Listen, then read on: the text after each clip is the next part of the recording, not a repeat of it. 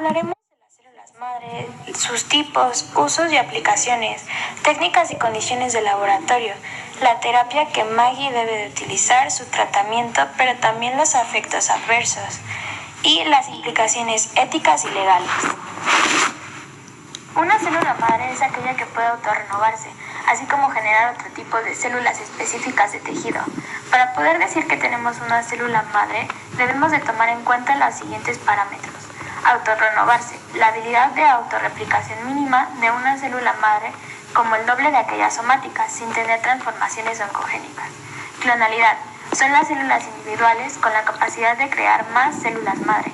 Por último, potencia, la habilidad de las células para generar múltiples tipos de células diferenciadas con morfologías distintas y patrones de expresión génica que las definen dentro de un linaje morfológico.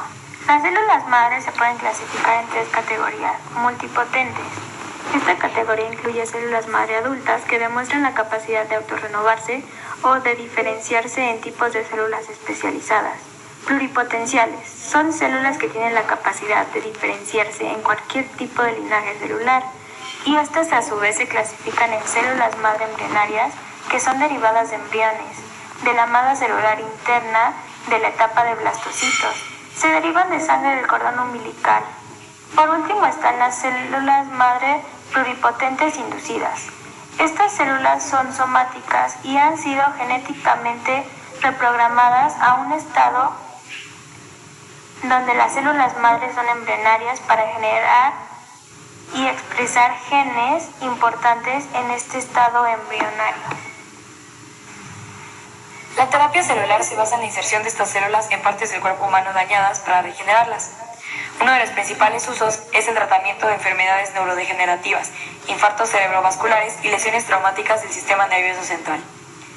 Un estudio clínico utilizando neuronas de dopamina embrionaria humana tuvo resultados prometedores en pacientes con enfermedad de Parkinson. Otro de los usos principales de las células madres es la modulación inmune.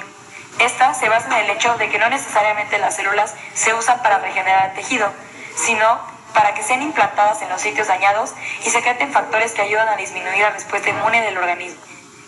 Dependiendo del tipo de célula madre con la que se vaya a trabajar, el origen y la técnica de obtención pueden variar. Células madre de origen embrionario. Se dividen en células madre embriónicas y células madre germinales.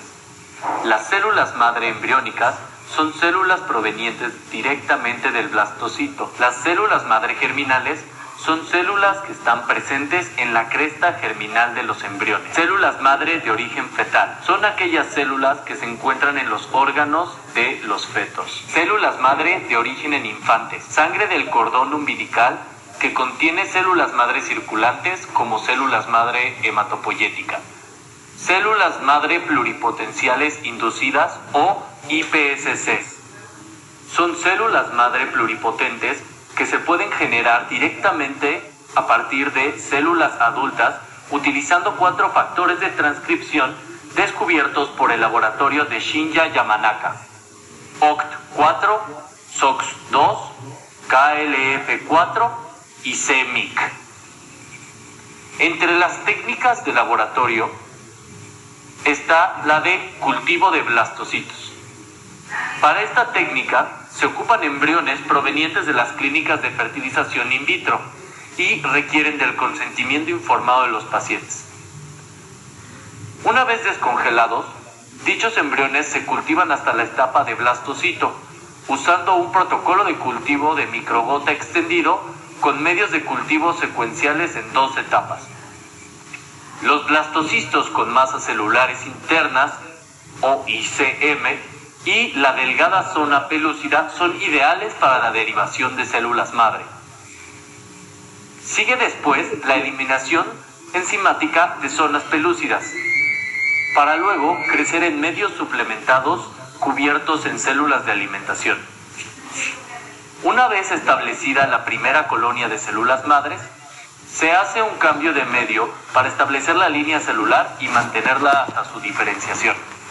Para el cultivo de las células madre se deben cumplir algunas condiciones como la siguiente: la recreación del microambiente en vivo, que incluye medios de cultivo enriquecidos con factores de crecimiento, matriz de anclaje, inhibidores enzimáticos, inhibidores de factores de diferenciación, entre otros. Deben estar libres de contaminantes. Para eso se deben hacer pruebas para detectar contaminación. Estabilidad. Los cultivos prolongados de células madre suelen acumular mutaciones genéticas. Para detectarlos se deben realizar ensayos de estabilidad en intervalos regulares durante el proceso. Para poder criopreservar las células, se debe desechar el medio de cultivo donde están las células madre y hacer un lavado con buffer como PBS. Se agrega un reactivo de disociación celular, se incuba entre 10 y 15 minutos a 37 grados. Se retira el reactivo y se agrega medio de cultivo de células madre, se colocan en un tubo Falcon y se centrifugan hasta formar un pellet que será resuspendido con medio de criopreservación que contiene un crioprotector. Una vez resuspendido, se debe transferir a los tubos de criopreservación y se comienza el proceso de descenso de temperatura hasta llegar a entre menos 70 y menos 80 grados centígrados. La durabilidad de las células madre no está clara en los estudios. Existen reportes de diferenciación hacia los 3 linajes celulares en médula ósea preservada de hasta 7 años. Una terapia celular para tratar la enfermedad que padece Maggie es el implante autólogo de células dopaminergénicas. Este tipo de terapia es de gran interés para el tratamiento de la enfermedad de Parkinson. En este tipo de ensayos se pueden utilizar 2 tipos celulares para la formación de las células dopaminergénicas. Estos son iPSC y PMMSC. Estas son las únicas fuentes autólogas de células madre que se pueden utilizar en este tipo de terapia. La más utilizada es aquella de iPSC, ya que aunque los resultados de implantación autóloga de células dopaminergénicas derivadas de PMMSC no han generado efectos adversos o formación de tumores, la mejora de los pacientes ha sido en rangos muy pequeños. En las células madre pluripotentes inducidas, el mecanismo molecular de compromiso y diferenciación a neuronas dopaminérgicas se da como sigue. Primero, fibroblastos dérmicos son obtenidos del paciente y son transducidos con un vector viral con los 4 factores OCT4, SOX2, CMYC y KLF4 para reprogramar a las células como células madre pluripotentes inducidas. Las células dopaminérgicas se caracterizan por la presencia de 3 factores básicos, NUR1, PITX3 y TH, y el equilibrio entre el factor WNT1 y WNT5A está involucrado en el proceso de neurogénesis. En presencia de WNT1 activado por OTX2 y FGF8 presentes en el cerebro medio y en el cerebro posterior, se promueve la especificación hacia progenitores dopaminérgicos. WNT1 y WNT3A permanecen activos para promover la proliferación de células. Al introducir WNT5A se evita este proceso y se da la neurogénesis por cooperación de WNT1. Al invertir la situación y aumentar WNT5A sobre WNT1, se da la diferenciación hacia neuronas dopaminérgica, ya que se promueve la formación de TH por acción de PITX3 y WNT1. Ya que se trata de un tratamiento autólogo, se han presentado casos donde las células dopaminérgicas generadas a partir de las células madre pluripotentes inducidas son susceptibles a la patología original del sujeto, por lo que no se muestra mejora en los pacientes. Se ha demostrado en ratones que las quimeras derivadas de células madre pluripotentes inducidas desarrollan frecuentemente tumores como resultado de la reactivación del oncogen CMYC.